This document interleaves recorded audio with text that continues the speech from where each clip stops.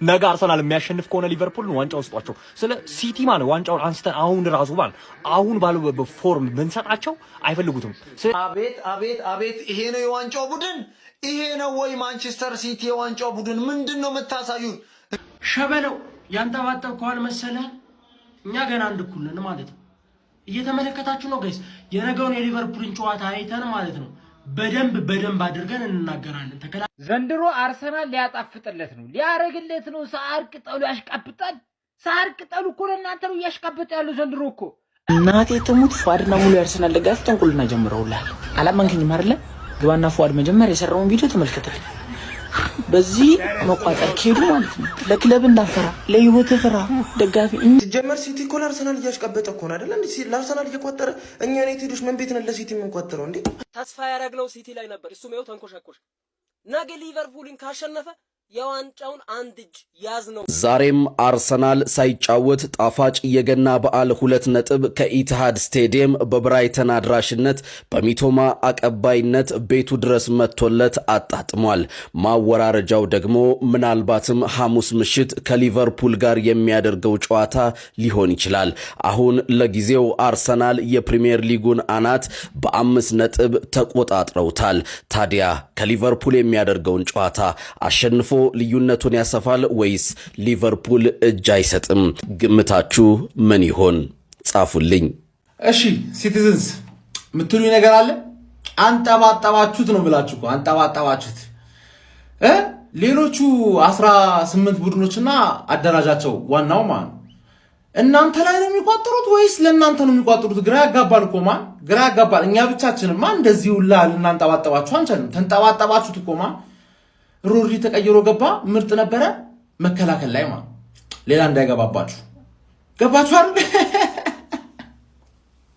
ሳትጠየቂ ይመጣል ጀመርሻው ሳትጠየቂ። አሁን የነገ ጨዋታ ማለት ነው በቃ ዝም ብለን ፈታ ብለን ነው የምንጮተው። ፈታ ብለን ማለት ነው ምንም ፖይንት የለው፣ ለክብር ነው የምንጮተው። ልክ እንደነዛ ማለት ገባሽ አይደል? አንድ የሚደነቅ ነገር ማለት ነው ኩሱኖቭ ይሮጣል ነው ማለት ዴ ቦልቱኖቭ ነው እንጂ ቦልቱኖቭ ዴ ማድሪድ መትራ ባርሳ መሄድ ነበረበት። ይበቅ የሃይላይን ተከላካይ ቀላል ይሮጣል፣ ስፒድ ትጠላለህ ነው ማለት።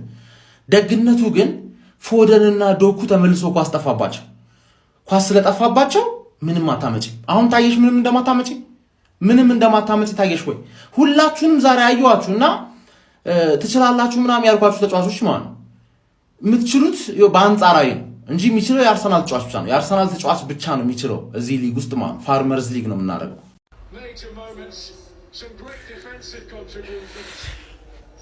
ቆሻሻ ናቸው። እግዚአብሔርን ቆሻሻ፣ ደደብ፣ ጥምብ፣ አረ ሁሉም ይገባቸዋል። መጀመሪያ ግን ከፔፕ ነው የሚጀምረው። የመጀመሪያው ቆሻሻ ፔፕ ነው። ምንም አያገባኝም። ብዙ ታይትል አሳክቷል ምናምን ልትለኝ ነው መተህ አሰልጣኛችን እንዳትናገር ልትለኝ ነው። ቆሻሻ፣ ሁሉም ቆሻሻ ነበር ዛሬ። ስለሌላው ጊዜ ሳይሆን ስለ ዛሬ ነው የማወራው። ደደብ ነው ሁሉ። ለነገሩ ተጫዋቾቹ ምን ያርጉ? ያንን ደደብ ላይናፕ ይዞብን ገብቶ ፔፕ ምርጥ አቋም ላይ የነበረውን ሮድሪ አስቀምጦ በኒኮ ጎንዛሌዝ አጫወተ። እኔ ኖ ሄት ቱ ኒኮ። ሲልቫ ምን አረገ? 2-0 መሪነት ላይ ያረገ የሚችለውን ኳስ ሳተ። ሲልቫ ባዶ ጎል ብትሰጠው አያገባ። ምን ላውራ? ብቻ ቆሻሻ ናችሁ ሁላችሁም፣ ደደብ። ለምን አርሰናል ነገ ለምን በሊቨርፑል አይሸነፍም? ቆሻሻ ደደብ ሁሌም። ቸርኪም ሃላንድም ቆሻሽ፣ ቸርኪ ትንሽ ቆሻሽ፣ ትንሽ ብቻ። ሌላው ሁሉም ኩሳኖቭ ብቻ። ማርያምን ተቃጥዬ ራሱ ሳቄ መጣ። ሁሉም ቆሻሻ። ዶኩ ቆሻሻ ደደብ። በርናርዶ ሲልቫ ጥንብ ላይ አልፈልግም። እናቴ ተሙት። ማቴስ ኑኔዝም አይችልም፣ ይታለፋል። ያልተሸነፍነው ራሱ ሚቶ ማዝኖልን ነው። ሌላኛውን ማለት ነው አይላ ቀብል ከማገባ ከምደግ ማለት እመጣለሁ በሌላ ቪዲዮ። ሌላቻ ደግሞ ኧረ በስመ አብ እንዴት አይነት የሚያስጠላ ጌም ነው ዛሬም የተጫወት ነው። ጭራሽ እኔ ተከላካያችን እንዲህ ሳስቶ ማለት ነው ልጆቹ እንደምንም አድርጎ የገጣጥሞ የተጫወቱት። ከፊት ደግሞ በከቱ ዛሬ ሃላንድ፣ ቸርኪ፣ ዶኩ፣ ፎደን ሁሉም ማለት ነው እንዴት እንደሚያስጠሉ ማለት ነው። የምሬን ነው የምላችሁ ማለት እኔ ያኛው ቢያንስ ይሻሻል የኛው የሆነ ነገር እንግዲህ በ3 ተከታይ ጌም ነጥብ ጥለ ታይትል ሬስ ውስጥ ነኝ ማለት በጣም ከባድ ነው። በጣም ማለት ነው። ካሁን በኋላ ነው ታምር ተፈጥሮ ወደ ታይትል ሬሱ ካልተመለስን በስተቀር አይ ቲንክ ይሄ ከባድ ይመስለኛል። ስለ ታይትል ሬስ ሳይሆን አሁን ማውራት ያለብን ስለ 3 ነጥብ ነው። 3 ነጥብ እንዴት እናገኝ፣ ጎል እንዴት እናግባ። ጎል ማግባት በጣም የተቸገረ ነው። ዛሬም ከፔናልቲ ስፖት ነው ያገባሉ። ጎል እንዴት ነው ማግባት ያለብን የሚለው ነገር በጣም አሳሳቢ ይመስለኛል። ከፊት ያሉ ተጫዋቾቻችን በቂ አይመስለኝም። ከኋላም ዶናሩማ ብዙ ነገር እያተረፈን ነው እንጂ አክቹአሊ ከኋላ ኤክስፔክት ይደረጋል እነዚህ ብንሆን ከኋላ ችግር የለውም። ከፊት ግን ያሉ ተጫዋቾች ምን እየሰሩ እንደሆነ ሃላንድን ጨምሮ ማለት ነው፣ ቸርኪ፣ ፎደን፣ ዶኩ፣ ሁሉም ሬንደርስ ምን አይነት የሚያስጠላ ጌም ነው የተጫወቱት፣ በርናንዶ ጨምሮ ማለት ነው። በጣም አሳፋሪ ናቸው። ዲስ ሌቨል ከኛ በታች ነው እንደ ፓሽን ናቸው። ለዚህ ማሊያ ስትጫወት እኮ የሆነ ፓሽን ሊኖር ይገባል።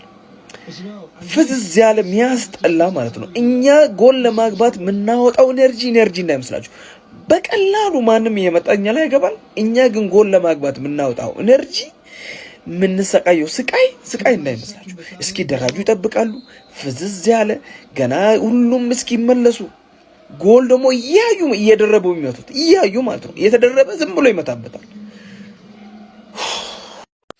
አራኔ ወደዛ በእናትህ ጋርዲዮላ እና ተጫዋቾች ለሚበሉት ደሞዝ ቅዱስ በየሳምንቱ መቃጠል የለበትም። እኔ ደክሞኛል በዚህ ቲም እግዚአብሔርን። ይሄ እውነቱን ስናወራ ማለት ነው ይሄ ቲም የዋንጫ ቲም አይደለም። በቃ ለቶፕ ፎርም አስጊ ሆናቸው ነው። ዲፌንስ ዜሮ፣ በጣም የሚያስጠላ ማለት ነው። ፉአድ ይመጣ፣ ፉአድ በአላህ ተፋታ። እንደው በአሌ ብልሽት ነው ያለው ዛሬማ። እንደዚህ አይነት እኔ ሰንት እንኳንም ግን 19ኛ ሳምንት ከእንደዚህ ነገር ተፈጠረ። ፎርሜሽኑ ለተመለከተ ገና አስተላለፉ እንደተለቀቀ ማለት ነው በቃ ገብቶኛል እንደዚህ ነገር እንደሚፈጠር። ሮድሪን ታስቀምጣለህ? ሮድሪ ተጎዳ ብትል ይሻኛል ከምታስቀምጠው አቅሙ እያለው ከሚል ቸርኪን ታስቀምጥ። እኔ ፎደን ብታስቀምጠው ይሻለኛል። ፎደን ኮንሲስተንት የሆነ ፐርፎርማንስ የለውም አሁን ላይ። ቸርኪን ብታስቀምጠው ከገባ በኋላ ብዙ ቻንስ ክሬት ሲያደርግ ነበር። ወይኔ ሃላንድ ያንን ኳስ ለኔ ሳትኮ በእግዚአብሔር በህይወት እንደዚህ አይነት ኳስ እኔ ልትሰጥ ትችላለህ ብዬ ገምቼም አላውቅም። በቃ የማይሳት ኳስ ብዙ በቃ ራይንደርስ ደግሞ የማይመታ ኳስ ሰው ከየት ዝም ብሎ እንደሚመታው ኳስ እኔ እግዚአብሔር ቅጠልን ያልኩትኝ ዛሬማ። በቃ አርሰናል ነገ እኔ ከዚህ በኋላ ተስፋዬ እንኳንም እዚህ ጋር ገታችሁልን 19ኛ ሳምንት ቪላም ጥሏል። አርሰናል ነገ ካሸነፈ ወደ 8 ነጥብ ይርቃል።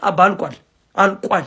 እኔማ ቢሆነ በኩል ሞክራለሁ። ቆይተው ሄይ እኔ ይኸውላችሁ ፉክክር የሌለው ነገር በጣም ነው የሚያስጠላኝ። በቃ ይኸውልህ ምንም ፉክክር ህይወት ሲቀል ያስጠላል። አፔ እንደው ምናምን ከሌለው ምንድን ነው ለምንድን ነው ነጥብ የምጥሉት? እኔ ለእናንተ ነበር ስቋጥረኝ ነበር። ምክንያቱም ፉክክር እፈልጋለሁ።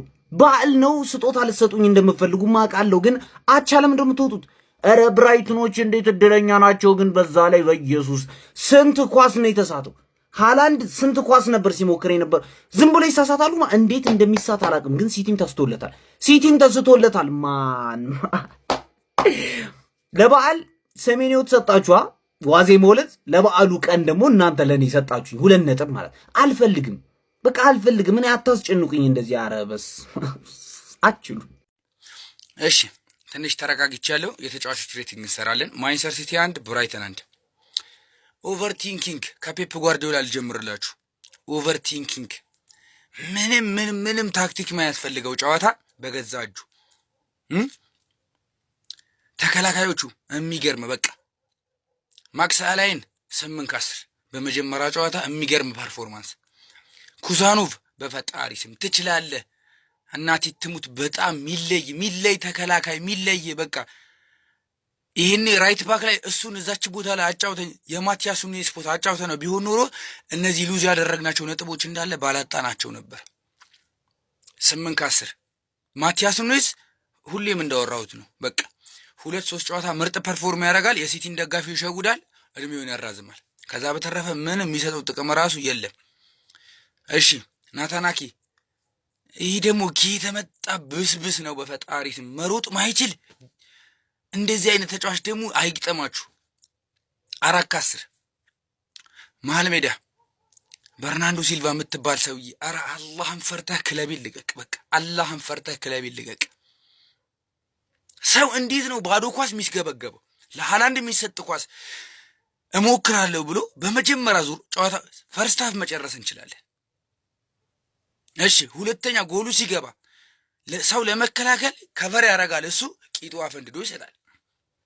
3 ከ10 ሁሌም ማለት ነው ሁሌም እኔ በርናርዶ ሲልቫ ካለ መቼም አይለወጥም። እሺ ኒኮ ጎንዛሌዝ ዛሬ ደግሞ ከጉዳት መልስ ይሁን አላቅም ብቻ ኒኮ ጎንዛሌዝ ምርጥ አልነበረችም፣ ግን እስከወጣበት ደቂቃ ድረስ እኔ ምንም አይነት ያቻነታ ኳስ ስትነሳ ከሱ ነው የተነሳው።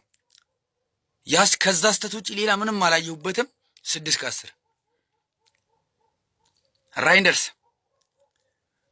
ደግሞ ማለት ነው አንዳንድ ጊዜ ውሳኔዎቹ ራሱ ሲያናድዱ በቃ ይሁን የመጨረሻ ታይም ላይ የሚያገኛቸው ኳሶች ቢያንስ ይሁን አድቫንቴጅ መፍጠር አይችልም። ኳሱን እሾታለሁ ሲል ወደ ኮርና ያወጣዋል፣ ያልቃል፣ ይነፋል። 5/10 ፊልፎደን እኔ ፊልፎደን ባይዘው ማለት ነው 4 ጨዋታ ምናምን ነገር ሞልቶታል። ራሱን ፊልፎደን አላየሁትም። 5/10 እሺ ኤርሊንግ ብሩት ሃላንድ ደግሞ ዛሬ ጭራሽ እኔ ይህ ሰውዬ ሲጀመር ማለት ነው ኦማር ማርሙሽ ይመለስ ትቀመጣታለህ። ጭራሽ ቤንች የለብኝም። ለማንኛውም 5/10 ዶኩ አረ በፈጠረ አንተ ሰውዬ በፈጠረ እስኪ ተለወጥ። ትችላለህ እኮ በጣም ትችላለህ። እናቴ ትሙት ነው በጣም ትችላለህ። ግን ፊኒሺንግ ላይ የሆነ በቃ መስጠት ያለብህ ኳስ ክሮስ ማድረግ ያለብህ ኳስ ደግሞ ድሪብል ስታረግ። ለማንኛውም 7/10 ባትነፋም አትከፋም። ሪያን ቼርኪ በገባህበት ደቂቃ ትለያለህ። አሁንም ቢሆን ፔፕን ማሳመን ትችላለህ። ምርጥ ብቃት አለ። ግን ዛሬ ያሳትከው ኳስ ማለት ነው መሬትን በሽጉጥ እንደመሳት ነው። 5/10 ሌላ የቀረ ካለ ራሳችሁ ስሩት ሬቲንጉ። እኔ ከዚህ በኋላ በርናርዶ ሲልቫ የሚባል ሰውዬ ክለቡ እስካለቀቀ ድረስ የሲቲን ኳስ አላይም። ቀድምም ተናግሬያለሁ። ይመቻችሁ። አሁን በቃ አትጋፉ። አይደለም ይኸውላችሁ፣ ስለ ወደፊት ጣፋንታችሁ ማወቅ ፈልጉ በቀኝ እንግዲህ ስለ ቡድናችሁ ደግሞ ወደፊት ጣፋንታ ማወቅ ፈልጉ በግራ በኩል ያዙ። ይሄ ሁሉ ባንዴ ማስተናገድ አልችልም። እኔ ይከብደኛል። እኔ ማለት ታሪካዊ ሰውኛለሁ፣ ሻምፒዮን ሆኛለሁ። 3 ተከታታይ ቋጠሮ አንድ ቡድን ላይ በታሪኬ ቋጠሬ አላውቅም። በታሪክ አንተ 3 ተከታታይ ቋጠሮ ሰራልኝ። ማን እኔ ራሱ እኮ ማጂክ ሆኖብኛል። አሁን እንዴት ነው የሚተኛው? እንዴት ነው የምተኛው? ይሄ እኮ ድርብ በዓል እኮ ነው ጀማው፣ ድርብ በዓል እኮ ነው። አስባችሁታል? ነገ ሊቨርፑልን ከለጠፍነው ልዩነቱ ስንት እንደሚደርስ በቃ ግድም እናደርገዋለን። ሊቨርፑልን ልዩነቱን ማፍቃት ነው ከዚህ በኋላ ይኸውላችሁ። እሺ አሁን ወረፋ ያዛችሁ ሰዎች ቀስ በሉ፣ አትጋፉ። አሁን ኮሜንት ሴክሽን ላይ መጣችሁ ይሄ ፈጸመልኝ በሉ እሱን ብቻ ኮሜንት አስቀምጡ። እሱ ለነግራችሁ ነው የመጣው እና ግርግር አያስፈልግም። እኔ ከአርሰናል ውጭ ብዙ መቋጠር አይመቸኝም ነበር። ሲቲዎች ይቅርታ አድርጉልኝ። ዘንድሮ ሰምሯል። ምንም ምረው ነገር የለም። የኔ አባት ምንም ምረው ነገር የለም። ከሞን ጋነርስ ከሞን ፔፕ እና ማንቸስተር ሲቲን ምንድነው የነካቸው ጋይስ? 3ኛ ተከታታይ ጨዋታ ነጥብ ጥለዋል። ይሄ ደግሞ ለአርሰናል እጅግ በጣም መልካም የሚባል ዜና። በዋንጫ ፉክክር ውስጥ አሁንም ቢሆን ትልቅ ልዩነት ሊፈጥር የሚችል አይነት ውጤት ነው የተመዘገበው። እንግዲህ ማንቸስተር ሲቲ በሜዳው ኢታድ በ21ኛ ሳምንት የእንግሊዝ ፕሪሚየር ሊግ ጨዋታ ብራይተንን ገጥሞ 1-1 በመለየት ነው እንግዲህ ነጥብ ተጋርቶ የተለያየው ማለት ነው። ነጥብ ተጋርቶ ለማለት ይቸግራል፣ ነጥብ ጥሎ ማለት ይቀላል። የዋንጫ ፉክክር ውስጥ ያለ ቡድን እያንዳንዱ ፖይንቶች አስፈላጊ ናቸው። በተለይ ደግሞ ላለፉት 2 ጨዋታዎች ነጥብ ለጣለ ቡድን ይሄ ጨዋታ ሚናው ከፍ ያለ ነው። ያው መሪው አርሰናል ደግሞ ነገ ከሊቨርፑል ጋር የሚያደርገው ጨዋታ ስላለ ያንን ጨዋታ ምናልባት የተለየ ነገር የሚፈጠር ከሆነ እንደ አድቫንቴጅ ሊጠቀምበት የሚችል አይነት ጨዋታ ነበር። ነገር ግን ያንን ሳይጠቀምበት ቀርቷል። ፔፕ ጋርዲዮላ በድጋሚ ማለት ነው ጥያቄ የሚያስነሳ ግስጋሴ ላይ የሚገኛሉ ማለት ነው። ምናልባት ይሄ ጉዞዋቸው ወደ ድል የማይመለስ ከሆነ አስቸጋሪነት ሲቲ ቤት እየተፈጠረ እንደሆነ እየተመለከትን ነው የምንገኘው። በዚህ ጨዋታ ላይ በሲቲ በኩል 41ኛው ደቂቃ ላይ ኤርሊንግ ብሮት ሃላንድ በፔናልቲ ጎል አስቆጥሮ ፈርስት ሃፍ 1-0 እየመሩ ነበር የተጠናቀቀው። ሰከንድ ሃፍ በብራይተን በኩል ሚቶማ 60ኛው ደቂቃ ላይ ቆንጆ ጎል አስቆጥሮ ጨዋታው 1-1 በዚህ ውጤት ተጠናቀቀ ማለት ነው። ሲቲዎች ሰከንድ ሃፍ በጣም በርከት ያሉ የጎል ድሎችን ፈጥረው ነበር፣ በጣም በርከት ያሉ። እነዛን ግን መጠቀም አልቻሉ ነበር። ኤርሊንግ ብሮት ሃላንድ የተለያዩ ጨዋታዎች ጎሎችን የሚሆኑ አጋጣሚዎችን አግኝተው ሳይጠቀሙባቸው ቀርተዋል። ያ ደግሞ ዋጋ አስከፍሏቸዋል። ማንቸስተር ሲቲ እና ፔፕ ጋርዲዮላም ጉዞአቸው ግራ የሚያጋባ ሆናል። በፕሪሚየር ሊጉም አሁን ላይ አርሰናል አንድ ቀሪ ጨዋታ እያለው በ5 ነጥብ ዝቅ ብለው በ43 ነጥብ ሁለተኛ ደረጃ ላይ ተቀምጧል። ነገ አርሰናል ሊቨርፑልን መርታት የሚችል ከሆነ ከሲቲ ጋር ያለውን የነጥብ ልዩነት ወደ 8 ከፍ ማድረግ ይችላል ማለት ነው። ለማንኛውም ስለዚህ ማንቸስተር ሲቲ ምን ትላላችሁ? ሀሳባችሁን ኮመንት ሴክሽን ላይ አካፍሉኝ። የፕላስ ምልክቱን በመጫን ፈጣንና አዳዲስ የሆኑ እግር ኳስ መረጃዎችን ማግኘት ይችላል።